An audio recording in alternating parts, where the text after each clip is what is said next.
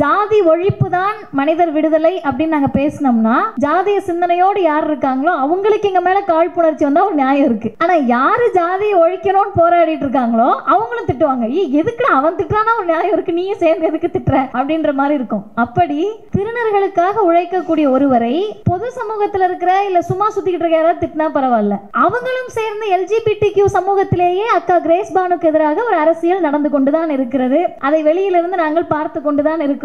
அதை வெளிப்படையாக பேசுவதில் எனக்கு எந்த சிக்கலும் இல்லை. ஏன்னா நான் அரசியலில் இல்லை, அதனால எனக்கு எந்த பிரச்சனையும் கிடையாது.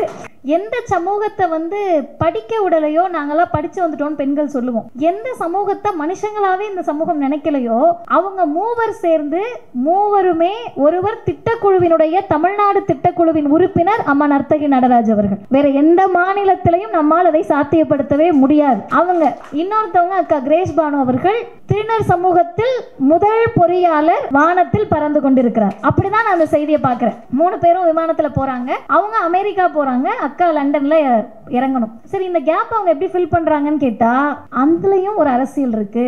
பாப் மார்லியுடைய ஒன் லவ் படத்தை பார்த்துட்டு போறாங்க. அந்த ஒன் லவ் படத்தை பார்த்துட்டு நம்ம ஆட்கள் உட்கார்ந்து அமரனை கொண்டாடிட்டு இருக்காங்க.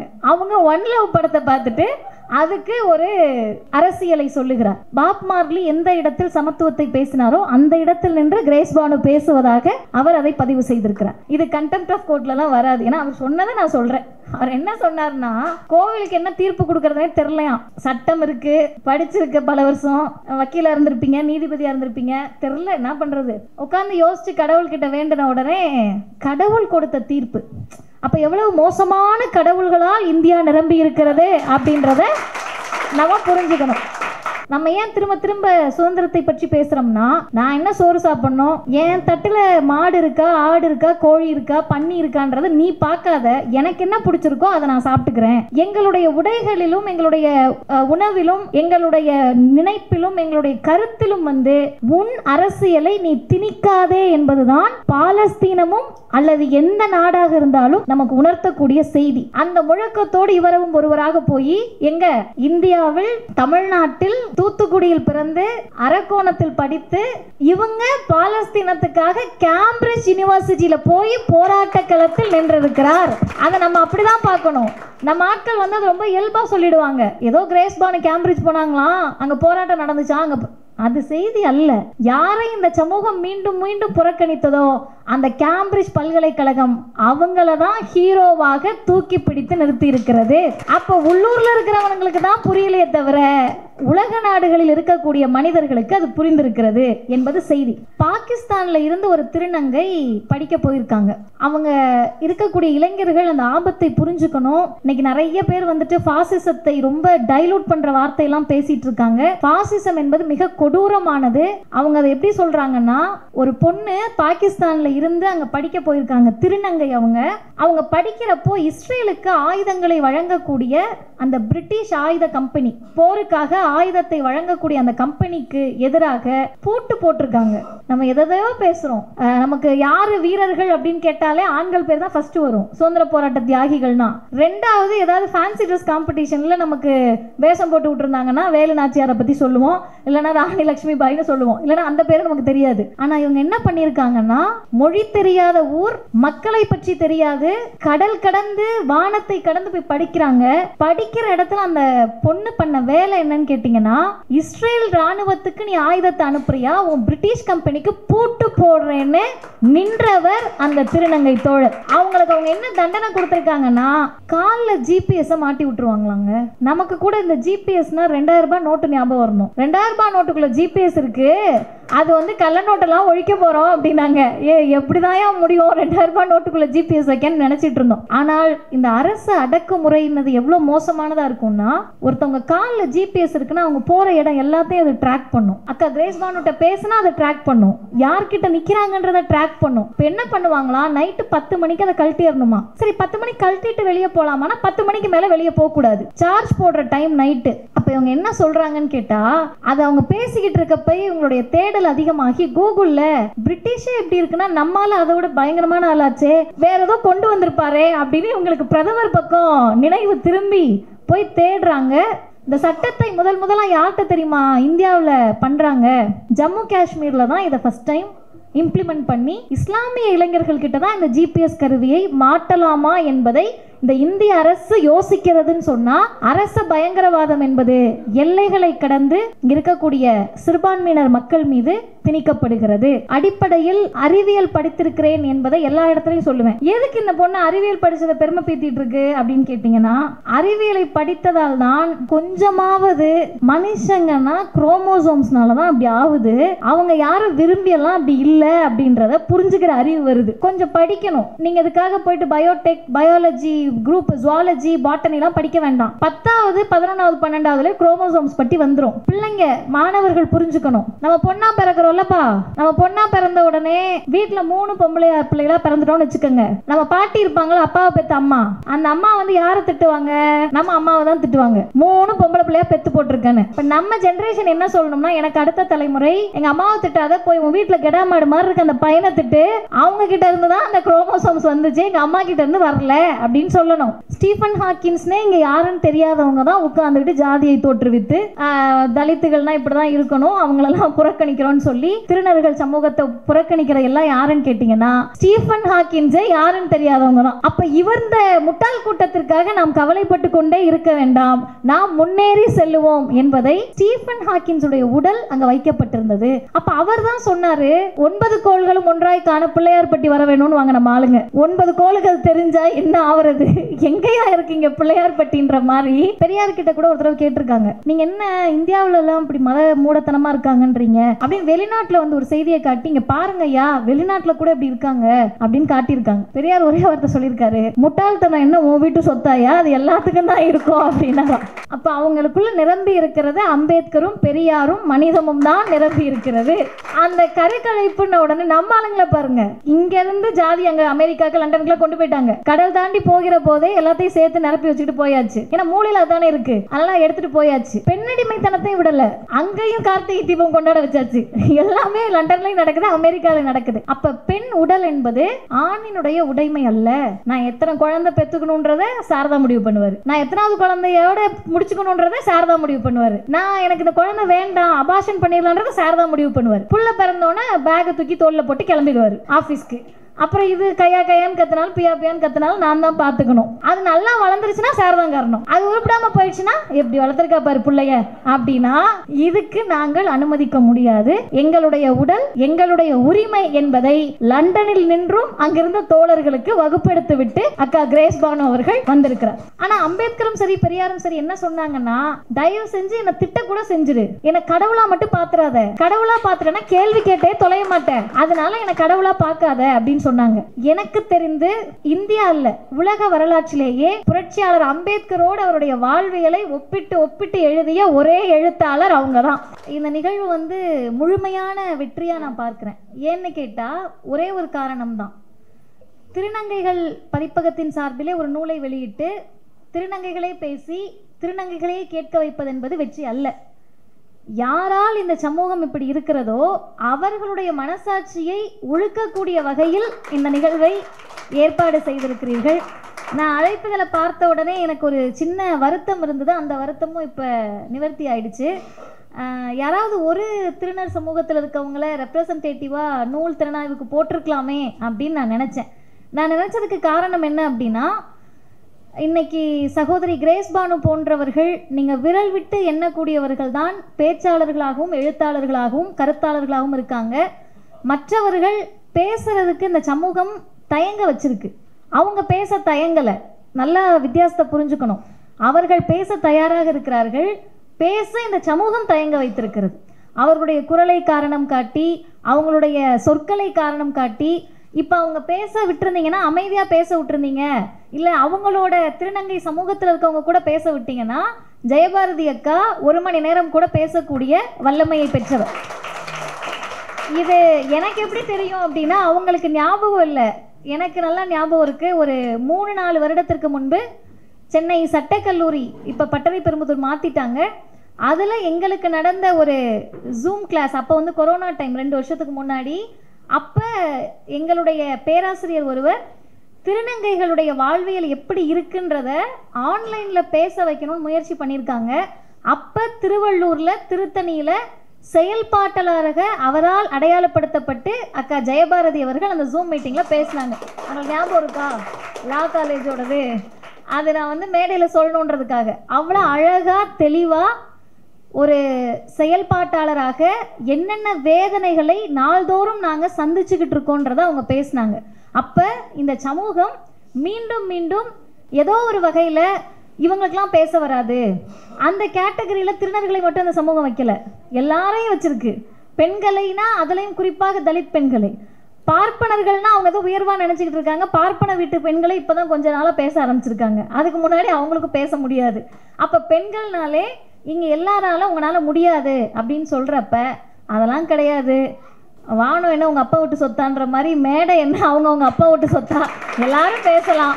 யாருக்கு அறிவு இருக்கோ திறமை இருக்கோ மனிதர்கள் மீது நேசிப்பு இருக்கோ பேசலாம். அந்த வகையில் ரொம்ப அழகாக பேசுனீங்கக்கா. இனிமேல் நல்லா பேசுவேன். நீங்கள் இப்போவே நல்லா தான் பேசுனீங்க. ரொம்ப சிறப்பாக நூல் திறனாய்வை நிகழ்த்தி இருக்கக்கூடிய திருநர் உரிமை செயற்பாட்டாளர் சகோதரி ஜெயபாரதி அவர்களுக்கும், இந்த நிகழ்வில் தலைமையேற்றிருக்கக்கூடிய திருநர் நல செயற்பாட்டாளர் பெருமதிப்பிற்கும் மரியாதைக்கும் உரிய அம்மா அருணா அவர்களுக்கும், வரவேற்புரையாற்றிய மிக சிறப்பாக அழகாக கான்ஸ்டியூஷன் அப்படின்றது காகிதத்தில் இருக்க வேண்டியதல்ல, செயல்பாட்டில் இருக்க வேண்டியது என்பதை உணர்த்தி இருக்கக்கூடிய டிடி அவர்களுக்கும், எனக்கு பின்னால் திறனாய்வு உரை நிகழ்த்த இருக்கக்கூடிய மூத்த ஊடகவியலாளர், நிறைய புத்தகங்களின் மூலமாக அரசுக்கு அறிவுரையும் வழிகாட்டுதலும், அது எந்த அரசாக இருந்தாலும் சரி அதை தொடர்ந்து செய்து வரக்கூடிய அருமை சகோதரர் TSS மணி அவர்களுக்கும், இந்த நிகழ்வை நெறியாள்கை செய்யக்கூடிய சகோதரர் ஜாய் அவர்களுக்கும், நன்றி உரையாற்ற இருக்கக்கூடிய தோழர் பூமிகா அவர்கள் உள்ளிட்ட வருகை தந்திருக்கக்கூடிய அனைத்து தோழர்களுக்கும் அன்பான வணக்கம். எனக்கு எவ்வளவு நேரம் கொடுத்துருக்காங்கன்றது தெரியல. நீங்கள்லாம் சோர்வானக்கு முன்னாடி நான் முடிச்சிடுவேன், சோர்வான பிறகு இல்லை, சோர்வாகிறதுக்குள்ளே முடிச்சிடுவேன். நிறைய பிள்ளைங்க குழந்தைங்க வந்திருக்காங்க. எனக்கு வந்து நேற்று இன்ஸ்டாவில் நான் அதை போஸ்ட் பண்ணேன். இன்ஸ்டாவில் போஸ்ட் பண்ணுறது வந்து பெரிய விளைவை ஏற்படுத்துமா அப்படின்றது உண்மையாகவே எனக்கு தெரியாது.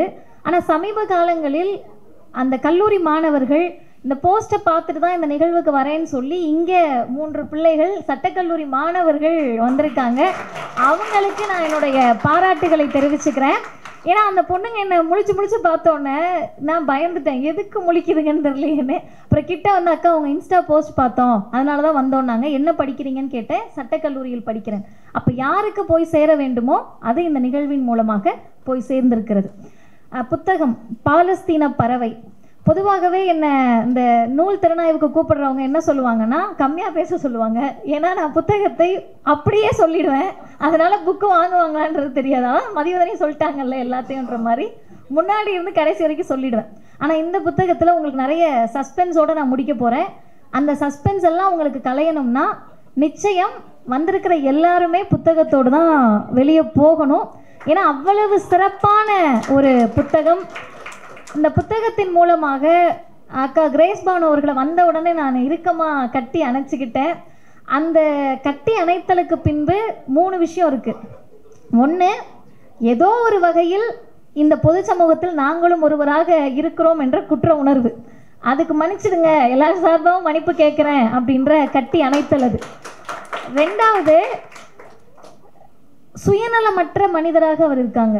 அவங்க திருநங்கையாக எழுதியிருக்கிறார் அப்படின்லாம் நான் ஒருபோதும் சொல்ல மாட்டேன். அவங்க எல்லா புத்தகமே சுயநலமற்ற மனிதராக இருக்கிறார், அதுதான் தேவை.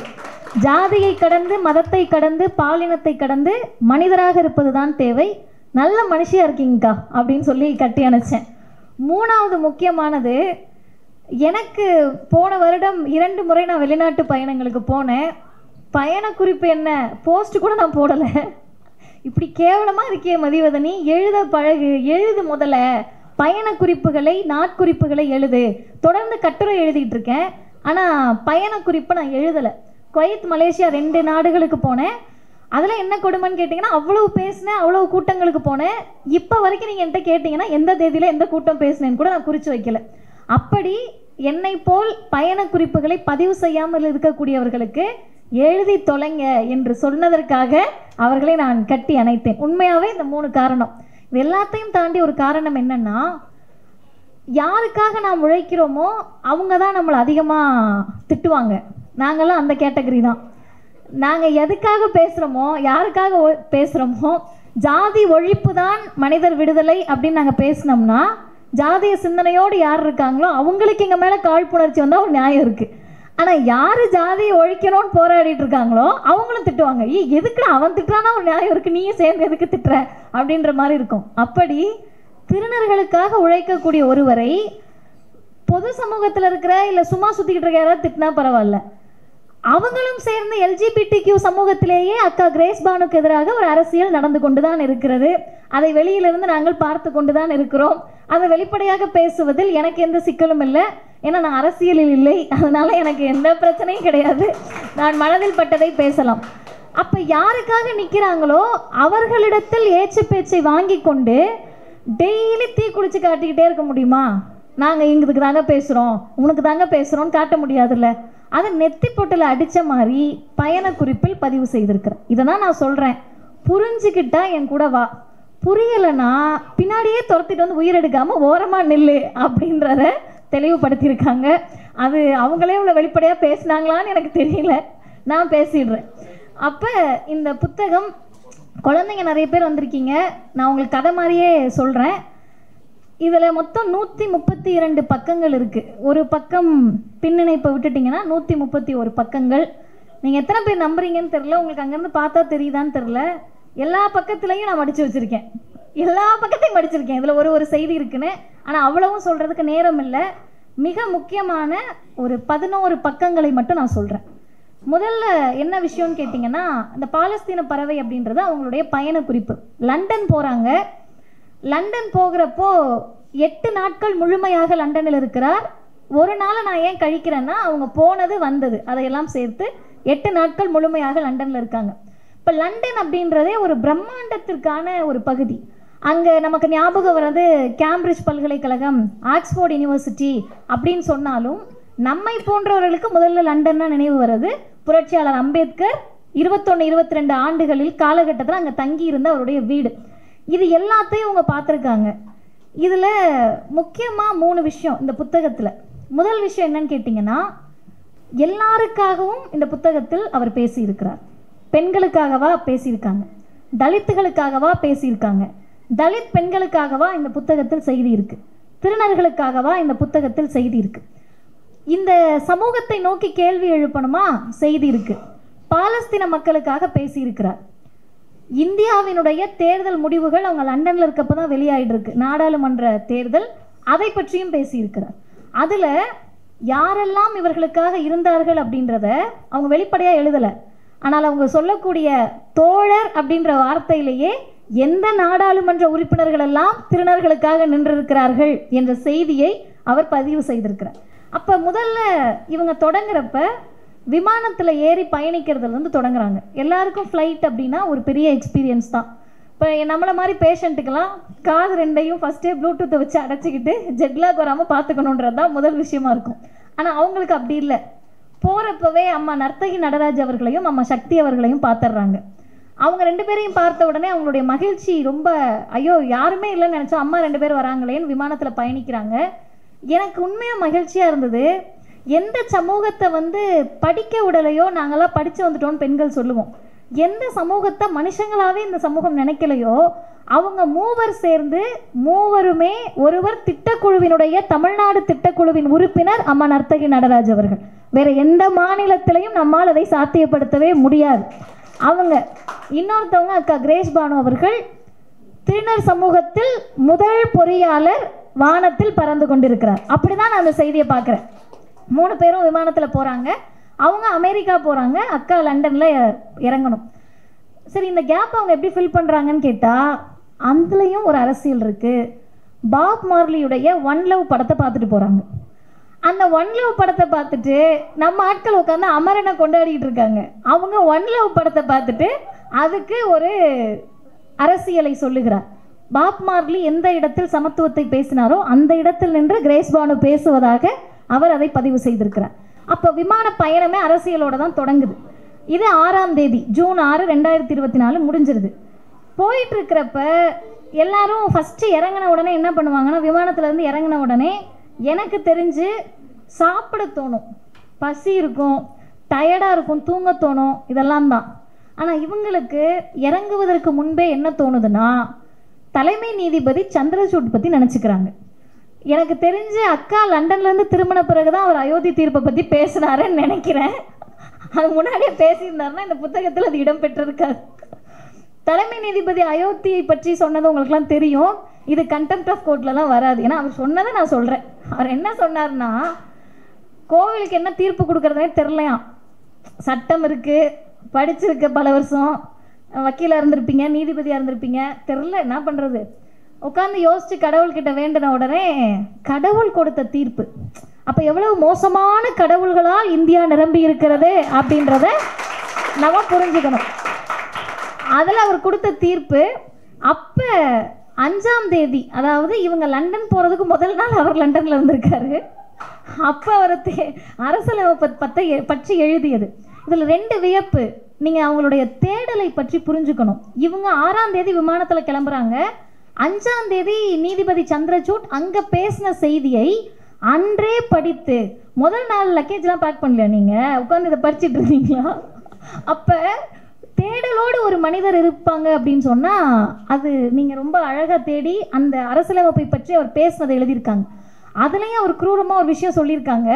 ஆனால் அவங்களுக்கு எல்லாரையும் பாராட்டி பழக்கம்னால ஃபஸ்ட்டு பாராட்டுறாங்க. என்ன நடந்துச்சுன்னா, அந்த தீர்ப்பை வக்கீல் சட்டக்கல்லூரியில் படிச்சுட்டு இருக்கீங்க, நீங்களாம் தெரிஞ்சுக்கணும்.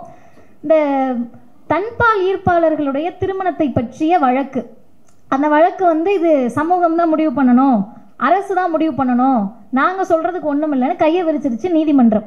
இப்போ இவங்க என்ன சொல்கிறாங்கன்னா, அதில் தலைமை நீதிபதி எனக்கு ஒன்றும் அதில் பிரச்சனை இல்லைன்னு தாராளமாக சொல்லியிருக்காரு. உங்கள் பிரச்சனையை பற்றி இங்கே யாரும் கேட்கல சார், தீர்ப்பு என்ன சொல்கிறாங்கன்னு கேட்டாங்க. ஆனால் அவர் அதில் என்ன சொன்னார்னா, அவருக்கு எதுவும் பிரச்சனை இல்லையா, ஆனால் இந்த குடும்ப கட்டமைப்பு, சமூக கட்டமைப்பு, அரசியல் இதெல்லாம் சேர்ந்து தான் அதை முடிவெடுக்கணும்னு சொல்லியிருக்காரு. இப்போ அக்கா எதுக்கு பாராட்டுறாங்கன்னா, குறைந்தபட்சம் அவருடைய பேச்சு இது எனக்கு பிரச்சனை இல்லைன்றதை நான் மகிழ்ச்சியாக வரவேற்கிறேன். ஆனால் அதே நேரத்தில் இத்திருமணங்களினால் சமூகத்தில் ஏற்படக்கூடிய தாக்கம், அரசு நிர்வாகத்தில் ஏற்படக்கூடிய பாதிப்புகள் குறித்து அவர் கவலைப்படுவது என்னை சோகத்திலும் அதிர்ச்சியிலும் ஆழ்த்தியது. அதுக்கு அடுத்தடுத்து வந்த தீர்ப்பில் சோகமும் இருந்திருக்காது, அதிர்ச்சி இருந்திருக்காது. இதுதான் இந்த பாடி இதுதான் அப்படின்றது தெரிஞ்சிருக்கும். அதுக்கு அடுத்து அருமை தோழர்களே, பக்கம் 28ல் அவங்க போய் அந்த ஊரில் இறங்கிறதுக்கு முன்னாடியே அவருக்கு எதை பற்றி கவலை வருகிறதுனா, பாலஸ்தீனத்தை பற்றி கவலை வருகிறது. இறங்கி போன உடனே கேம்பிரிட்ஜ் பல்கலைக்கழகத்துக்குள்ளே நுழைகிறாங்க. கேம்பிரிட்ஜ் யூனிவர்சிட்டிக்குள்ளே போன உடனே பாலஸ்தீனத்திற்காக அந்த மாணவர்கள் போராடி கொண்டிருக்கிறார்கள். அதில் இருந்த அந்த வார்த்தை உண்மையாகவே பாலஸ்தீனத்துக்கு மட்டுமல்ல, அது ஈழமாக இருந்தாலும் சரி, தமிழ்நாடாக இருந்தாலும் சரி, அல்லது தங்களுடைய மாநில சுய நிர்ணயம், செல்ஃப் டிட்டர்மினேஷனை பேசக்கூடிய எல்லா மாநிலத்துக்கும் இந்த வரிகள் பொருந்தும். நல்லா கேட்டுக்கோங்க. மாணவர்கள் போராட்டத்தில் எழுந்த முழக்கம், இஸ்ரேல் அரசே போரை நிறுத்து, போரை நிறுத்து, பாலஸ்தீனத்தின் மீதான போரை நிறுத்து. அடுத்த வரி, இருக்கட்டும் இருக்கட்டும், நதியிலிருந்து கடல் வரை பாலஸ்தீனம் சுதந்திரமாக இருக்கட்டும் என்ற முழக்கத்தை மாணவர்கள் எழுப்புகிறார்கள். சுதந்திரமா இருக்கட்டும். மனித வாழ்வு ஒன்னே ஒன்றுக்காக தான் இருக்கு. அது சந்தோஷம், மகிழ்ச்சி, ட்ரெஸ்ஸு, சோறு இதெல்லாம் தாண்டி இண்டிபெண்ட், அந்த சுதந்திர உணர்ச்சி தான் தேவை. நம்ம ஏன் திரும்ப திரும்ப சுதந்திரத்தை பற்றி பேசுகிறோம்னா, நான் என்ன சோறு சாப்பிட்ணும், என் தட்டில் மாடு இருக்கா, ஆடு இருக்கா, கோழி இருக்கா, பன்னி இருக்கான்றதை நீ பார்க்காத, எனக்கு என்ன பிடிச்சிருக்கோ அதை நான் சாப்பிட்டுக்கிறேன். எங்களுடைய உடைகளிலும், எங்களுடைய உணவிலும், எங்களுடைய நினைப்பிலும், எங்களுடைய கருத்திலும் உன் அரசியலை நீ திணிக்காதே என்பதுதான் பாலஸ்தீனமும் அல்லது எந்த நாடாக இருந்தாலும் நமக்கு உணர்த்தக்கூடிய செய்தி. அந்த முழக்கத்தோடு இவரும் ஒருவராக போய் எங்க இந்தியாவில், தமிழ்நாட்டில், தூத்துக்குடியில் பிறந்து அரக்கோணத்தில் படித்து இவங்க பாலஸ்தீனத்துக்காக கேம்பிரிட்ஜ் யூனிவர்சிட்டியில் போய் போராட்ட களத்தில் நின்றிருக்கிறார். அதை நம்ம அப்படிதான் பார்க்கணும். நம்ம ஆட்கள் அது ரொம்ப இயல்பாக சொல்லிடுவாங்க, ஏதோ கிரேஸ் பானு கேம்பிரிட்ஜ் போனாங்களாம், அங்கே போராட்டம் நடந்துச்சா, அங்கே அது செய்தி அல்ல. யாரை இந்த சமூகம் மீண்டும் மீண்டும் புறக்கணித்ததோ அந்த கேம்பிரிட்ஜ் பல்கலைக்கழகம் அவங்கள தான் ஹீரோவாக தூக்கி பிடித்து நிறுத்தி இருக்கிறது. அப்போ உள்ளூரில் இருக்கிறவங்களுக்கு தான் புரியலையே தவிர உலக நாடுகளில் இருக்கக்கூடிய மனிதர்களுக்கு அது புரிந்திருக்கிறது என்பது செய்தி. அடுத்து முதல் நாள் முடிஞ்சிருச்சு, அவங்களுடைய பயணத்தின் ஜூன் 7, 2024 முடியுது. அதற்கடுத்து சாப்பிட போகிறாங்க சார். சாப்பிட்டுட்டு வர வேண்டியதானே. அங்கே அவங்களுக்கு ஒரு அரசியல் தெரியும்.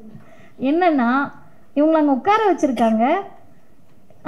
ஃபுல்லாக வெளிநாடுகளுக்கு போனால் நமக்கு அது வரைக்கும் இட்லியும் தோசையும் பார்த்தா கடுப்பாகும். வெளிநாட்டுக்கு போனோடனே இட்லி கிடைக்காதா, தோசை கிடைக்காதா அப்படின்னு இருக்கும். அப்படி அவங்களுக்கும் இருந்திருக்கு ஒரு இந்திய உணவகம். சரி, பார்த்த உடனே ஆசையாக உள்ளே போயிருக்காங்க. சைவ உணவம், நம்ம பியூர் நான்வெஜ்ஜு, நம்ம சுத்தமான அசைவம். நமக்கு சைவம்னு உடனே நானாக இருந்தால் என்ன பண்ணியிருப்போம்னா கடையை காலி பண்ணிட்டு வேறு கடைக்கு போயிருப்போம். ஆனால் அவங்க அதில் ஒரு அரசியலை திரும்ப என்ன அரசியலை பேசுமோ அதை எழுதுறாங்களாம். புலால் உணவையும் உள்ளடக்கியது தானே இந்திய உணவாக இருக்க முடியும், அதானங்க இந்தியா. அப்போ உங்களுடைய உணவில் கூட திரும்ப திரும்ப நீங்கள் என்ன சொல்ல வரீங்க? இங்கே கறி சாப்பிடக்கூடியவர்கள் இந்தியாவை சார்ந்தவர்கள் இல்லைன்னு சொல்கிறீங்களா? இங்கே யாரெல்லாம் மாட்டுக்கறியை சாப்பிடுகிறார்களோ அந்த இஸ்லாமியர்கள் மீது வெறுப்பை திணிக்கிறீர்களா என்பதை அவருடைய உணவு அரசியலில் பதிவு செய்கிறார்.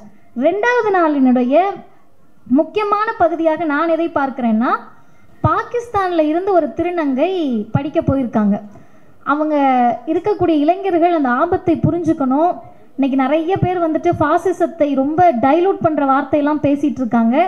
ஃபாசிசம் என்பது மிக கொடூரமானது. அவங்க அதை எப்படி சொல்கிறாங்கன்னா, ஒரு பொண்ணு பாகிஸ்தானில் இருந்து அங்கே படிக்க போயிருக்காங்க, திருநங்கை. அவங்க படிக்கிறப்போ இஸ்ரேலுக்கு ஆயுதங்களை வழங்கக்கூடிய அந்த பிரிட்டிஷ் ஆயுத கம்பெனி, போருக்காக ஆயுதத்தை வழங்கக்கூடிய அந்த கம்பெனிக்கு எதிராக பூட்டு போட்டிருக்காங்க. நம்ம எதையோ பேசுகிறோம். நமக்கு யார் வீரர்கள் அப்படின்னு கேட்டாலே ஆண்கள் பேர் தான் ஃபஸ்ட்டு வரும், சுதந்திர போராட்ட தியாகிகள்னா. 2வது ஏதாவது ஃபேன்சி ட்ரெஸ் காம்படிஷனில் நமக்கு வேஷம் போட்டு விட்டுருந்தாங்கன்னா வேலு நாச்சியாரை பற்றி சொல்லுவோம், இல்லைனா ராணி லக்ஷ்மி பாய்னு சொல்லுவோம், இல்லைனா அந்த பேர் நமக்கு தெரியாது. ஆனால் இவங்க என்ன பண்ணியிருக்காங்கன்னா, மொழி தெரியாத ஊர், மக்களை பற்றி தெரியாது, கடல் கடந்து வானத்தை கடந்து போய் படிக்கிறாங்க. படிக்கிற இடத்துல அந்த பொண்ணு பண்ண வேலை என்னன்னு கேட்டிங்கன்னா, இஸ்ரேல் இராணுவத்துக்கு நீ ஆயுதத்தை அனுப்புறியா, உன் பிரிட்டிஷ் கம்பெனிக்கு பூட்டு போடுறேன்னு நின்றவர் அந்த திருநங்கை தோழர். அவங்களுக்கு அவங்க என்ன தண்டனை கொடுத்துருக்காங்கன்னா, காலில் ஜிபிஎஸ்ஸை மாட்டி விட்டுருவாங்களாங்க. நமக்கு கூட இந்த ஜிபிஎஸ்னால் 2000 ரூபாய் நோட்டு ஞாபகம் வரணும். 2000 ரூபாய் நோட்டுக்குள்ளே ஜிபிஎஸ் இருக்குது, அது கள்ள நோட்டெல்லாம் ஒழிக்க போகிறோம் அப்படின்னாங்க. எப்படிதான் முடியும் 2000 ரூபாய் நோட்டுக்குள்ளே ஜிபிஎஸ் வைக்கன்னு நினச்சிட்டு இருந்தோம். ஆனால் இந்த அரசு அடக்குமுறையினது எவ்வளோ மோசமானதாக இருக்கும்னா, ஒருத்தவங்க காலில் ஜிபிஎஸ் இருக்குன்னா அவங்க போகிற இடம் எல்லாத்தையும் அது ட்ராக் பண்ணும். அக்கா கிரேஸ் பானுட்ட பேசுனா அதை ட்ராக் பண்ணும், யார்கிட்ட நிற்கிறாங்கன்றதை ட்ராக் பண்ணும். இப்போ என்ன பண்ணுவாங்களா, நைட்டு 10 மணிக்கு அதை கழட்டிடணுமா. சரி, 10 மணிக்கு கழட்டிட்டு வெளியே போகலாமான்னா 10 மணிக்கு மேலே வெளியே போகக்கூடாது, சார்ஜ் போடுற டைம் நைட்டு. அப்போ இவங்க என்ன சொல்கிறாங்கன்னு கேட்டால், அதை அவங்க பேசிக்கிட்டு இருக்கப்போ இவங்களுடைய தேடல் அதிகமாகி கூகுளில் பிரிட்டிஷே எப்படி இருக்குன்னா நம்மளால் அதை விட பயங்கரமான ஆளாச்சே, வேற ஏதோ கொண்டு வந்திருப்பாரே அப்படின்னு இவங்களுக்கு பிரதமர் பக்கம் நினைவு திரும்பி போய் தேடுறாங்க. வாய்ப்பு இருக்கக்கூடியவர்கள் அந்த சட்டத்தை பற்றி கூகுள் பண்ணியாவது பார்த்துருங்க. மாதிரி சிறைகள் மற்றும் சீர்திருத்த சேவைகள் சட்டம் 2023. உங்களுக்கு இந்த வருஷம் சந்தேகம் வந்துச்சுன்னா ஞாபகம் வச்சுக்கோங்க, 14க்கு பிறகு வந்த எல்லா சட்டமுமே இந்தியாவுக்கு விரோதமான மோசமான சட்டங்கள் தான். அதனால் வருடத்தை பற்றி நீங்கள் கவலைப்பட வேண்டாம். அதுலேயும் அவங்க சொல்லக்கூடிய அரசியல், அருமை தோழர்களே, தயவு செய்து நான் சொல்லுவது போல அக்கா கிரேஸ் பானு அவர்களையோ அல்லது இங்கே இருக்கக்கூடிய செயற்பாட்டாளர்களையோ நீங்கள் திருநங்கை என்ற பதத்துக்குள்ளே கூட சுருக்காதீங்க. அவங்கள மிகச்சிறந்த மனித நேயர்களாக தான் என்னால் பார்க்க முடியுது. ஏன்னா அவங்க என்ன சொல்கிறாங்கன்னா, இந்த சட்டத்தை முதலாக யார்கிட்ட தெரியுமா இந்தியாவில் பண்ணுறாங்க, ஜம்மு காஷ்மீரில் தான் இதை ஃபஸ்ட் டைம் இம்ப்ளிமெண்ட் பண்ணி இஸ்லாமிய இளைஞர்கள்கிட்ட தான் இந்த ஜிபிஎஸ் கருவியை மாட்டலாமா என்பதை இந்த இந்திய அரசு யோசிக்கிறதுன்னு சொன்னால், அரச பயங்கரவாதம் என்பது எல்லைகளை கடந்து இங்கே இருக்கக்கூடிய சிறுபான்மையினர் மக்கள் மீது திணிக்கப்படுகிறது. அதுக்கு அடுத்து 3வது நாள் அந்த ஜூன் 8, அதில் உங்கள் எல்லாருமே இந்த அட்டையை வாங்கியிருப்பீங்கன்னு நினைக்கிறேன். வாங்காதவங்க அவங்க கொடுக்குறாங்க, வாங்கிக்கோங்க. அதில் இருக்கக்கூடிய அந்த வார்த்தைகள் தான் 3வது நாளில் மிக முக்கியமானது. நான் அடிப்படையில் அறிவியல் படித்திருக்கிறேன் என்பதை எல்லா இடத்துலையும் சொல்லுவேன்.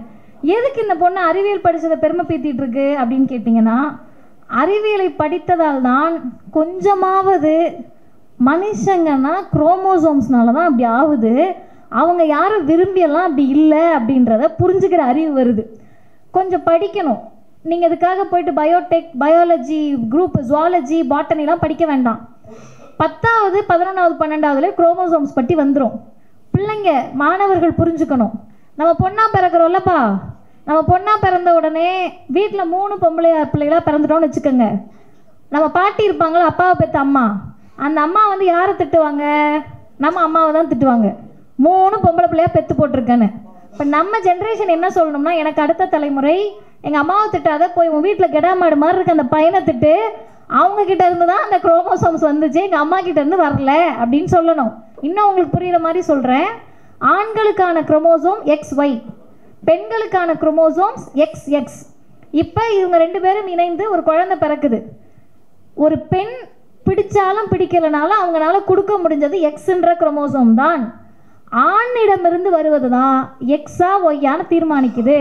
ஒருவேளை அந்த ஆண்கிட்ட இருந்து X குரோமோசோம் வந்தால் பெண்கள், Y வந்தால் ஆண்கள். அப்போ நம்ம பெண்ணாக பிறந்துட்டோன்னு நம்ம வீட்டில் இருக்கக்கூடிய அம்மாவை திட்டினா, நீ போய் அப்பாவை திட்டு பாட்டி, நான் சயின்ஸ் படிச்சிருக்கேன் அப்படின்னு சொல்லணும் என்ற அறிவு நமக்கு வரணும். இதே குறைந்தபட்சம் அடுத்த தலைமுறைக்காவது வரணும். அப்போது இந்த உங்களுக்கு அந்த அட்டையில் பார்த்தீங்கன்னா தெரியும், இந்த வார்த்தைகளை விட வேறு எந்த வார்த்தை இந்த பொது சமூகத்தை உழுக்க முடியும் என்பது எனக்கு தெரியல. அது இந்த புத்தகத்தில் 47வது பக்கத்தில் இருக்கிறது. அதுவும் அவங்களுக்கு எதுக்கு ஞாபகம் வருதுன்னு கேட்டால், அங்கே இருக்கக்கூடிய சென்ட் மேரிஸ் சர்ச்சுக்கு போகிறாங்க. இங்கிலாண்டினுடைய லண்டனில் இருக்கக்கூடிய சென்ட் மேரிஸ் சர்ச்சுக்கு. அந்த சர்ச்சில் தான் ஸ்டீஃபன் ஹாக்கின்ஸுடைய உடல் வைக்கப்பட்டிருந்ததாம். ஸ்டீஃபன் ஹாக்கின்ஸ்னே இங்கே யாருன்னு தெரியாதவங்க தான் உட்காந்துக்கிட்டு ஜாதியை தோற்றுவித்து தலித்துகள்னால் இப்படி தான் இருக்கணும், அவங்களெல்லாம் புறக்கணிக்கிறோன்னு சொல்லி திருநர்கள் சமூகத்தை புறக்கணிக்கிற எல்லாம் யாருன்னு கேட்டிங்கன்னா ஸ்டீஃபன் ஹாக்கின்ஸே யாருன்னு தெரியாதவங்க தான். அப்போ இவர்ந்த முட்டாள் கூட்டத்திற்காக நாம் கவலைப்பட்டு கொண்டே இருக்க வேண்டாம், நாம் முன்னேறி செல்லுவோம் என்பதை ஸ்டீஃபன் ஹாக்கின்ஸுடைய உடல் அங்கே வைக்கப்பட்டிருந்தது. அப்போ அவர் தான் சொன்னார், இது ஒரு பாட்டு ஞாபகம் வரும் எனக்கு, 9 கோள்களும் ஒன்றாய் காண பிள்ளையார்பட்டி வர வேணும்னு வாங்க நம்ம ஆளுங்க. 9 கோள்கள் தெரிஞ்சா என்ன ஆகிறது, எங்கேயா இருக்கீங்க பிள்ளையார்பட்டின்ற மாதிரி காஸ்மாலஜின்னு சொல்லக்கூடிய பிக் பேங் பெரு வெடிப்பை பற்றி ஸ்டீஃபன் ஹாக்கின்ஸ் தான் வெளியிடுறார் அவருடைய ஆய்வை. குழந்தைகள் தெரிஞ்சுக்கணும், ஸ்டீஃபன் ஹாக்கின்ஸ் என்ற அந்த அறிவியலாளர், இயற்பியலாளருக்கு நடக்க முடியாது, உட்கார முடியாது, அவர் ஒரு மாற்றுத்திறனாளி, பேச முடியாது. மருத்துவர்கள் சொன்னார்கள், எண்ணி 2 ஆண்டுகளில் மரணித்து விடுவீர்கள்னு. அவங்க சொன்ன பிறகுதான் அவர் பிக் பேங் தியரியை பற்றி ஆய்வையே வெளியிட்டார். அப்போ நம்மால் முடியாதது எதுவுமே இல்லை என்பதை நிரூபித்தவர் ஸ்டீஃபன் ஹாக்கின்ஸ். அதுக்கு அடுத்து அவங்க சொல்கிறாங்க, இந்த காஸ்மாலஜி அண்டவியல் பற்றி எல்லாம் ஸ்டீஃபன் ஹாக்கின்ஸ் சொன்னார். இதுவரைக்கும் கவனிக்காதவங்க இப்போ நல்லா கவனிச்சுக்கோங்க. இந்த திருநர் சமூகமும் இந்த பிரபஞ்சத்தின் பெருவெடுப்பில் தோன்றி அண்டத்தில் ஊர்ந்து சூரிய வெப்பத்தில் குளித்து வெடித்து வந்த புவியிலும் நகர்ந்து உயிரின் பரிணாமங்களில் ஊர்ந்து மனித உடலாய் உருவெடுத்து என் பாலினத்தை வெளிக்காட்டும் போது நான் எப்படி இந்த சமூகத்திற்கு அந்நியமானேன் என்ற கேள்வியை எழுப்பியிருக்கிறார். சூரிய வெப்பத்தில் தானே நீங்கள்லாம் வெடித்து செதறி எல்லாம் புல் பூண்டு எல்லாம் அப்படி தானே வந்துச்சு. வெடிக்கிற வரைக்கும் நான் உன் கூடயே இருந்தேன். அது வெடித்து கிளம்பி பூமியாக உருவாகி நான் மனிதராக உருவாகி என் பாலினத்தை நான் தேர்ந்தெடுக்கும் போது நான் எப்படி அந்நியமானேன். அதெல்லாம் ஸ்லிப்பர் ஷாட் இல்லை. அதுக்கு அடுத்தவங்க ஒன்று சொன்னது தான், நல்லா கேட்டுக்கோங்க. இதுவரை நம்ம சேனலில் வேறு எடுத்துகிட்டு இருக்காங்க, அதனால் யார் யாருக்கு போகணுமோ அது போயிடும். இந்த சமூகம் விஞ்ஞானத்தை ஏற்றுக்கொள்ளுமாயின் என் உணர்வுக்கு இந்த சமூகம் அந்நியப்பட்டது. இந்த சமூகம் விஞ்ஞானத்தை ஏற்றுக்கொள்ளுமாயின் என் உணர்வுக்கு இந்த சமூகம் அந்நியப்பட்டது. இந்த சமூகம் விஞ்ஞானத்தை ஏற்றுக்கொள்ளவில்லை எனில் நான் இந்த சமூகத்திற்கு அந்நியமாவேன். சயின்ஸை ஏற்றுக்கிட்டனா நம்ம 2 பேரும் ஒன்றா இருப்போம், உனக்கு விளங்கும், புரியும். நீ சயின்ஸை ஏற்றுக்கலையா, நான் அந்நியமாவேன். எப்படி இந்த சமூகம் அறிவியல் கண்டுபிடித்த அலைக்கற்றைகளில் மிதந்து கொண்டே என் உடலையும் என் உணர்வையும் அந்நியப்படுத்துகிறது. யூஸ் பண்ணுறது 5G 4G வைஃபை எல்லாத்துக்கும் சயின்ஸ் வேணும். கிளம்பி வர்றதுக்கு யூபர், ஆட்டோ, ராப்பிடோ எல்லாம் வேணும். வந்து உட்கார்ந்த பிறகு ஏசி வேணும், மைக்கு பேசுறதுக்கு வேணும், எல்லாம் டெலிகாஸ்ட் பண்ண கேமரா வேணும், எல்லாத்துக்கும் சயின்ஸ் வேணும். ஆனால் உடலில் ஏற்படக்கூடிய மாற்றமும் அறிவியல் என்பதை ஏற்றுக்கொள்வதற்கு உங்களுக்கு மூளையில் இடமில்லை என்று சொன்னால் உங்களிடத்திலிருந்து நான் அந்நியப்பட்டு நிற்பேன் என்ற செய்தியை சொல்லிவிட்டு அடுத்து சொன்னது, இந்த சமூகம் இப்பொழுது வரையில் என்னை ரெண்டும் கெட்டான் என்றே அழைக்கிறது. ஆனால் உண்மையில் இந்த சமூகம்தான் அவ்வார்த்தைக்கு உரியது என கருதுகிறேன். ஒன்று அங்கிட்டு நெல்லு, இல்லை இங்கிட்டு நெல்லு, ஏதாவது ஒரு பக்கம் நெல்லு. கார்த்திகை தீபம் வந்தால் தீபம் ஏற்றுவீங்க, அடுத்த நாள் வந்து தீபம் பற்றி இருந்துச்சுன்னா நெருப்புன்னு கத்தாமல் ஐயோ நெருப்பு நெருப்புன்னு கத்துவீங்களேன்னு எம்ஆர் ராதா ஒரு படத்தில் சொல்லியிருப்பார். நீ தானே நெருப்பு வந்து தெய்வம்னு, பற்றி இருக்கிற மட்டும் அது எப்படி நெருப்பு ஆகுதுன்னு கேட்பார். இப்போ எப்போவுமே சமூகத்துக்கு இரட்டை நிலைப்பாடு இருந்துக்கிட்டே இருக்கும். டபுள் ஸ்டாண்டர்ட் தான். நான் என்னையும் சேர்த்து சொல்லுகிறேன். நமக்கு எது லாபகமானதோ அப்போ ஒரு ஸ்டாண்ட் எடுப்போம், நமக்கு எது பிடிக்கலையோ அப்போ ஒரு ஸ்டாண்ட் எடுப்போம். அது மனித புத்தி, மனித இயல்பு. ஆனால் குறைந்தபட்சம் நேர்மையான முடிவுகளை எடுப்பதற்கு நம்ம இந்த புத்தகம் உந்தி தள்ளுகிறது. அதற்கு அடுத்து 4வது நாள், நான் ஒரு 10 நிமிஷத்தில் முடிச்சிடுறேன் தோழர். பக்கம் 60. இது பாலஸ்தீன பறவை அப்படின்னு இந்த புத்தகத்துக்கு ஏன் பேர் வந்துச்சு அப்படின்றத நான் இந்த 10 நிமிஷத்துலேயும் சொல்ல மாட்டேன். அதுக்கு தான் சஸ்பென்ஸ். நீங்கள் போய் அந்த புத்தகத்தை வாங்கி படியுங்கள். இவங்க போனது லண்டன், அவங்க பார்த்தது கேம்பிரிட்ஜ், ஆக்ஸ்போர்ட், அம்பேத்கருடைய இல்லம். ஏன் புத்தகத்துக்கு பேர் பாலஸ்தீன பறவை? எதற்காக அந்த தலைப்பு வந்தது? அதுவும் பாலஸ்தீன பெண் என்ற தலைப்பில்லை, பாலஸ்தீன குழந்தை என்ற தலைப்பில்லை, பாலஸ்தீனம் என்ற தலைப்பில்லை. பாலஸ்தீன பறவை என்றால் பாலஸ்தீனத்தில் எந்த பறவையை பற்றி அவர் பேசியிருக்கிறார் என்பதை இந்த புத்தகத்தினுடைய 53வது பக்கத்தில் இருக்கிறது. தயவு செய்து வந்திருக்கக்கூடிய இளைஞர்கள் வாங்கி படியுங்கள். ஏன் இளைஞர்கள் வாங்கி படியுங்கள்னு சொல்கிறேன்னா, நம்ம தான் போய் சேர்க்க முடியும், போய் சொல்ல முடியும், விஷயத்தை மற்றவங்க கிட்ட சொல்ல முடியும். இருக்கிறதுலையே சுயநலம் என்னன்னு கேட்டால் நமக்கு தெரிஞ்சதை நம்ம கூட வச்சுக்கிறது.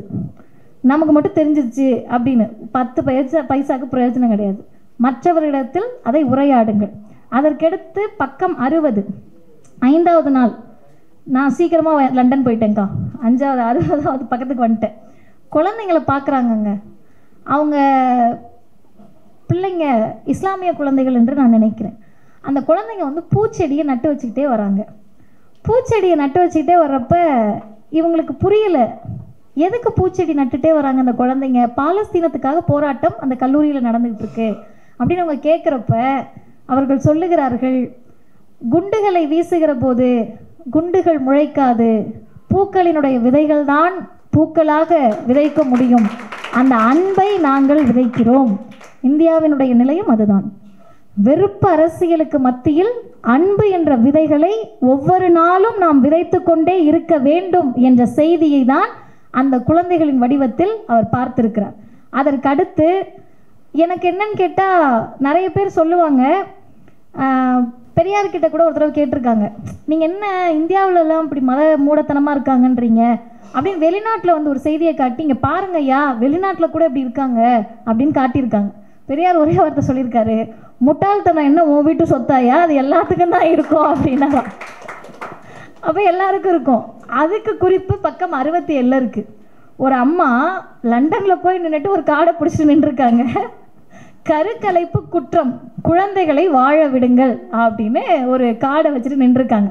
அதுக்கு என்ன கேட்குறாங்கன்னா, நான் அதை பார்த்துட்டு ஒரு கேரக்டர், அவங்க பேரை நான் கடைசி வரையும் சொல்ல மாட்டேன், அவங்கக்கிட்ட அவங்க கேட்டிருக்காங்க, என்னடா இது ஒன்றுமே புரிய மாட்டேங்குதுன்னு பார்த்துட்டு, கருக்கலைப்பு என்பது பெண்களின் உரிமை, பெண்ணின் உடல் ஆணின் உடைமை அல்ல என்பது என் கருத்து. பெண்களின் கற்பு குறித்து, கற்பப்பை குறித்து பெரியாரின் சிந்தனையை அந்த தோழரிடம் எடுத்து கூறினேன். அப்போ அவங்களுக்குள்ள நிரம்பி இருக்கிறது அம்பேத்கரும் பெரியாரும் மனிதமும் தான் நிரம்பி இருக்கிறது. அந்த கருக்கலைப்புன்ன உடனே நம்ம ஆளுங்களை பாருங்க, இங்கேருந்து ஜாதி அங்கே அமெரிக்காவுக்கு லண்டனுக்குலாம் கொண்டு போயிட்டாங்க. கடல் தாண்டி போகிற போதே எல்லாத்தையும் சேர்த்து நிரப்பி வச்சுக்கிட்டு போயாச்சு. ஏன்னா மூலையில் அதுதானே இருக்குது, அதெல்லாம் எடுத்துகிட்டு போயாச்சு. பெண்ணடிமைத்தனத்தையும் விடலை, அங்கேயும் கார்த்திகை தீபம் கொண்டாட வச்சாச்சு. எல்லாமே லண்டன்லையும் நடக்குது, அமெரிக்காவில் நடக்குது. அப்போ பெண் உடல் என்பது ஆணினுடைய உடைமை அல்ல. நான் எத்தனை குழந்தை பெற்றுக்கணுன்றதை சாரதா முடிவு பண்ணுவார். நான் எத்தனாவது குழந்தையோட முடிச்சுக்கணுன்றதை சாரதா முடிவு பண்ணுவார். நான் எனக்கு இந்த குழந்தை வேண்டாம் அபார்ஷன் பண்ணிடலான்றதை சாரதா முடிவு பண்ணுவார். புள்ள பிறந்தோன்னே பேக்கை தூக்கி தோளில் போட்டு கிளம்பிடுவார் ஆஃபீஸ்க்கு. அப்புறம் இது கையா கையான்னு கத்தினாலும் பியா பியான்னு கத்தினாலும் நான் தான் பார்த்துக்கணும். அது நல்லா வளர்ந்துருச்சுன்னா சாரதான் காரணம். அது உருப்பிடாமல் போயிடுச்சுன்னா எப்படி வளர்த்துருக்கா பாரு பிள்ளைய அப்படின்னா இதுக்கு நாங்கள் அனுமதிக்க முடியாது. எங்களுடைய உடல் எங்களுடைய உரிமை என்பதை லண்டனில் நின்றும் அங்கிருந்த தோழர்களுக்கு வகுப்பெடுத்து விட்டு அக்கா கிரேஸ் பானு அவர்கள் வந்திருக்கிறார். அதற்கு அடுத்து பக்கம் 71, 81 இதெல்லாம் நான் அப்படியே ஓரலாக சொல்லிடுறேன். அதுக்கடுத்த நாள், ஏன்னா அதுக்கடுத்து சார் பேசணும். இந்த ஓடி விளையாடு பாப்பா அப்படின்ற பாட்டு எல்லாருக்குமே தெரிஞ்சிருக்குங்க. பாரதியார்னாலே நமக்கு அதுதான் ஈஸியாக மனப்பாடமாகும். காலை எழுந்தவுடன் படிப்பு, பின்பு கனிவு கொடுக்கும் நல்ல பாட்டு, மாலை முழுவதும் விளையாட்டுன்னு சொல்லி. இது அரசியல் ரீதியாக எனக்கு ஒரு கருத்து இருக்கிறது, ஆனால் அதை சொல்லுவதற்கான இடம் இது இல்லை. ஏன்னா அவங்களுடைய மனதுக்கு நெருக்கமான பாடலாக அது இருந்திருக்கிறது. ஏன் அப்படின்னு கேட்டிங்கன்னா, ஓடி விளையாடு பாப்பா அப்படின்றது குழந்தைகளுக்கானது. ஆனால் நாங்கள் திருநர் சமூகத்தை சார்ந்தவர்கள் அது வரைக்கும் ஓடி விளையாண்டுட்டு தான் இருந்தோம். எங்களுடைய பாலினத்தை நாங்கள் கண்டுபிடித்த பிறகு நாங்கள் ஓடி விளையாட நினைத்தாலும் அந்த சமூகம் எங்களோடு சேர்ந்து விளையாடுவதற்கு தயாராக இல்லை. இதெல்லாம் கொடுமையின் உச்சம். அந்த குழந்தை பருவம் 12 வயசுலேருந்து 18 வயசு வரைக்கும் விளையாட தோணும். அவங்க விளையாட போகிறப்ப அவங்களுடைய நடையை காட்டி உடையை காட்டி நீ தான் விளையாட வராதுன்னு சொல்கிறது கொடுமை. எனக்கு தெரிந்து ஒரு சகோதரர் என்கிட்ட சொன்னார். அந்த 2 விஷயங்கள் என்னை ரொம்ப ஒரு மாதிரி எமோஷ்னல் ஆக்குச்சு. அவர் என்ன சொன்னாருன்னா, தோழர் நீங்கள்லாம் ஒரு வயசில் நடக்க பழகிருப்பீங்க, நான் 20 வயசில் தான் தோழர் நடக்க பழகிறேன் அப்படின்னாரு. ஏன் அப்படின்னு கேட்டால், ஆணுக்குன்னு ஒரு நடை இருக்குது, பெண்ணுக்குன்னு ஒரு நடை இருக்குது. நான் என்னுடைய பெண்மையை உணர்ந்து நடக்க தொடங்கினேன். ஸ்கூல் காலேஜ் போகிற பக்கம், டியூஷன் போகிற பக்கம்லாம் என்ன திருநர்களுக்கு என்னெல்லாம் இந்த சமூகம் கேடுகட்ட பெயர்களை வைத்து அழைக்குமோ அதெல்லாம் அவர் சொல்லி கூப்பிட்ருக்காங்க. அப்போ அவங்கக்கிட்ட இருந்து நான் யாருன்னு தெரியக்கூடாதுன்னு ஆணை போல நான் நடந்து பழகினேன் தோழர். ஆனால் எனக்கு அது வரல. அதனால் இன்றைக்கு நான் திருநங்கை என்ற அடையாளத்தோடு நடக்கிறேன்னு சொன்னாங்க. இப்போ நான் சொன்னேன், ஆணுக்கு ஒரு நடை பெண்ணுக்கு ஒரு நடை இப்படின்லாம் இருக்குல்ல, இவங்க புத்தி எவ்வளோ கேவலமான புத்தினா, கால் இருந்து நடப்பவரையும் கேலி செய்யும், கால் இல்லாமல் இருப்பவரையும் கேலி செய்யும், இவர்கள் அவ்வளவுதான், நீங்கள் அதை பற்றி கவலைப்படாதீங்கன்னு சொன்னேன். அப்போ அந்த விளையாட்டு என்பதை பிஞ்சு குழந்தைகளை முளையிலேயே கிள்ளி எறிகிறீங்க, அதுக்கு பாலினத்தை காரணம் சொல்கிறீங்களா, இது ஒரு சமூகமா என்ற கேள்வியை எழுப்புகிறார். இப்படியே தொடரக்கூடிய இதில் இன்னும் ஒரு 3 செய்திகளோடு நான் நிறைவு செய்கிறேன். அம்பேத்கருடைய நினைவு இல்லத்துக்கு செல்லுகிறார். அம்பேத்கருடைய நினைவு இல்லத்துக்கு போகிற போதே அங்கே என்ன வாசகம் இருக்குன்னா, இந்தியாவின் சமூக நீதிக்காக போராடிய அம்பேத்கர் 1921 முதல் 22 வரை வாழ்ந்த இல்லம் அப்படின்னு இருக்கு. நல்லா கேட்டுக்கணும். இந்த சமூகத்தில் இருக்கக்கூடிய ஜாதிய சிந்தனையோடு ஆதிக்க ஜாதிய மனநிலையோடு இருக்கக்கூடியவர்கள் இந்தியாவில் தலித்துகளுக்காக போராடிய அம்பேத்கர் என்று லண்டன் எழுதி வைக்கல, இந்தியாவின் சமூக நீதிக்காக போராடிய அம்பேத்கருடைய நினைவு இல்லம் என்று எழுதி வைத்திருக்கிறார்கள். அந்த இல்லத்திற்குள் இவங்க போகிறாங்க. அப்போ போய் என்ன பார்த்தாங்க, அங்கே நின்று என்ன பண்ணாங்கன்றதெல்லாம் நீங்கள் புத்தகத்தில் வாங்கி வாசிக்கணும். எல்லாத்தையும் சொல்லிட்டு போனேன்னா அடுத்த நூல் திருநாங்க கூப்பிட மாட்டாங்க. அதற்கு அடுத்த கட்டமாக இது எல்லாத்திலையும் சேர்த்து இந்த புத்தகம் முழுமையும் ஒரு வார்த்தை நிரம்பி இருக்கிறது. அது பாலஸ்தீனம். எங்கே நிரம்பி இருக்கு அப்படின்னு கேட்டிங்கன்னா, காலையில் எழுந்திருக்கிறாங்க, விடியுது, லண்டன் குளிர், சரியான குளிர், ஜூன் மாதம். அதுவும் இவங்க இருக்கிறது எங்கன்னு கேட்டிங்கன்னா தேம்ஸ் அந்த நதிக்கரை ஓரத்தில் இருக்காங்க. குளிர் நடுங்குது. இவங்க கூட இருக்கிறவங்கெல்லாம் போர்வையை போத்திட்டு தூங்கிட்டு இருக்காங்க. இவங்களுக்கு இந்திய நேரம் படி முழிப்பு வந்துடுது. முழித்த உடனேயே ஃபோனை எடுக்கிறாங்க. இன்ஸ்டா பார்க்க இல்லை, ஃபேஸ்புக் பார்க்க இல்லை, ட்விட்டர் பார்க்க இல்லை, வாட்ஸ்அப் பார்க்க இல்லை, பாலஸ்தீனத்தில் என்ன நடக்கிறது என்பதை தினந்தோறும் எழுந்த உடனேயே அவருடைய செல்பேசி அதை தான் தேடி இருக்கிறது. அதை தேடிட்டு தான் அடுத்த விஷயத்துக்கே நகர்றாங்க. அப்போ அவங்க சந்தித்த ஒரு கட்டத்தையும் இதில் வெளிப்படுத்துகிறார்கள். இந்த பயணத்தின் மூலம் அக்கா கிரேஸ் பானு அவர்கள் ஒரு புதிய பரிணாமத்தை எடுத்திருப்பதாக நான் நினைக்கிறேன். அது என்ன பரிணாமம் அப்படின்னு சொன்னால், அம்பேத்கரை பற்றி அவர் ஒப்பிட்டு எழுதுறாரு. எனக்கு தெரிஞ்சு நம்ம ஒரு க்ளோரிஃபை பண்ணுவோம், புனிதப்படுத்துவோம் தலைவர்களை. இப்போ பெரியார் அப்படின்னா ஒரே பெரியார் நம்ம நெருங்க முடியாது, அம்பேத்கர்னா ஒரே அம்பேத்கர் நம்ம நெருங்க முடியாது அப்படின்னு சொல்லி தலைவர்களை புனிதப்படுத்துவோம். ஆனால் அம்பேத்கரும் சரி பெரியாரும் சரி என்ன சொன்னாங்கன்னா, தயவு செஞ்சு என்னை திட்டக்கூட செஞ்சிரு, என்னை கடவுளாக மட்டும் பார்த்துறாத, கடவுளாக பார்த்துட்டேன்னா கேள்வி கேட்டே தொலைய மாட்டேன், அதனால என்னை கடவுளாக பார்க்காத அப்படின்னு சொன்னாங்க.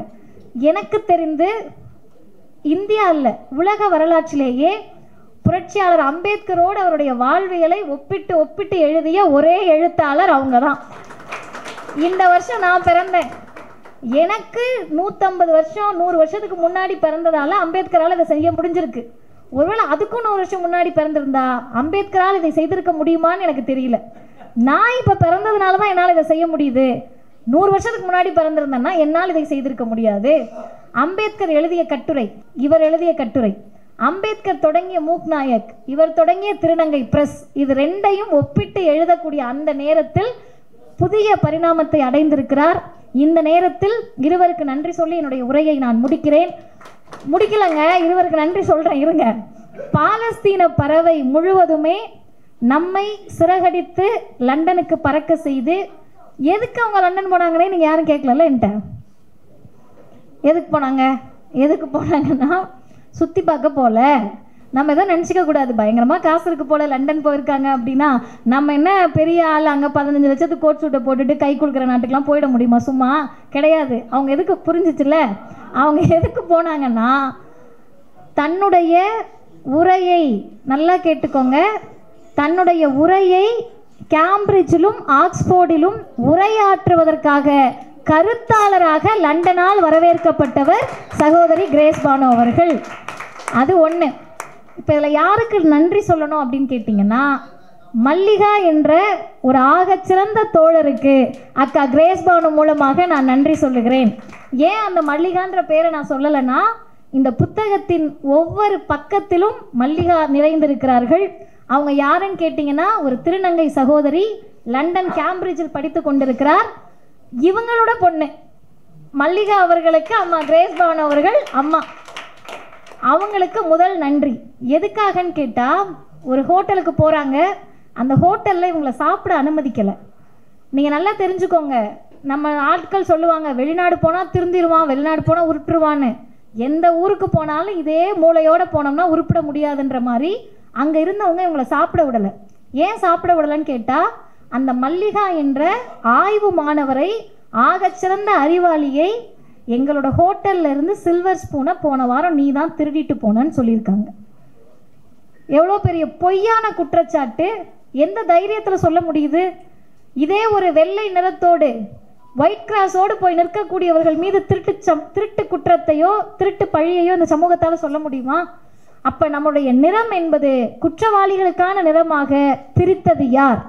கருப்பு என்பதே குற்றவாளிகளுக்கான நிறம் என்று சொன்னது யார்? வட சென்னைனாலே இப்படிதான் சொன்னதை தோழர் சரத் போன்றவர்கள் இன்றைக்கு மாற்றி கொண்டிருக்கிறார்கள். வியாசை தோழர்கள் என்ற அமைப்பின் மூலமாக நீ சொல்றதெல்லாம் கிடையாது, நாங்கெல்லாம் படிப்பாளிகளா இருக்கோம் அப்படின்னு சொல்லி, இதை அங்க போய் இவங்க கூட நின்ற திருநங்கை தோழர்கள் என்ன பண்ணியிருக்காங்கன்னா, அதை திருநங்கைகளுக்கான பிரச்சனையாக சொன்னபோது அப்பையும் அவங்களுடைய மூளை பறந்து விரிந்து என்ன யோசிக்குதுன்னா, நீ திருநங்கை என்பது இரண்டாவது காரணம். முதல் காரணம், இயல்பாகவே நம்முடைய நிறத்தை பார்த்து இவர்களுக்கு நிறவெறி இருக்கிறது, இந்தியாவிலிருந்து வந்திருக்கோன்னு தெரியுது, டிரான்ஸ்போபியா ஹோட்டல் இது, இதுக்குள்ள யாரும் போகாதீங்க என்ற முழக்கத்தை எழுப்பிவிட்டுதான் அங்கிருந்தும் இவர் வந்திருக்கிறார். இத்தனை புரட்சிகளை நாள்தோறும் செய்து கொண்டிருக்கிறீர்கள். ஒற்றை வரியோடு உங்களை பற்றியும் திருநங்கை பதிப்பகத்தை பற்றியும் உங்களுக்காக உழைத்து கொண்டிருக்கக்கூடிய சக தோழர்கள், ஒருத்தர் பேரா நான் சொல்லலை, இங்கு உழைக்கக்கூடிய எல்லா தோழர்களுக்கும் ஒரே ஒரு செய்தி தான். பெரியார் அவரை பற்றி அறிமுகப்படுத்திக்கிட்டப்ப சொன்னார், எனக்கென்று தேசப்பற்று கிடையாது. ஆன்டி இண்டியன் தான் அப்போ இருந்து அவர். எனக்கென்று தேசப்பற்று கிடையாது, எனக்கென்று ஜாதி பற்று கிடையாது, எனக்கென்று மதப்பற்று கிடையாது, எனக்கென்று மொழி பற்று கிடையாது, எதுவுமே இல்லைன்னா நீ யாரு? எனக்கு இருப்பதெல்லாம் மனிதப்பற்று ஒன்றுதான் என்று சொன்னார். அந்த மனிதப்பற்றோடு இயங்கக்கூடிய அக்கா கிரேஸ் பானு அவர்கள் நிறைய எழுதுங்க, நாங்கள் நிறைய படிக்கிறோம், திருந்துறோம், திருந்தி மற்றவர்களையும் திருத்துவதற்கு முயற்சி செய்கிறோம். திருநங்கை பிரஸ் அனைவரின் சார்பாக வாழ்த்துக்களை தெரிவித்து முடிக்கிறேன். நன்றி, வணக்கம்.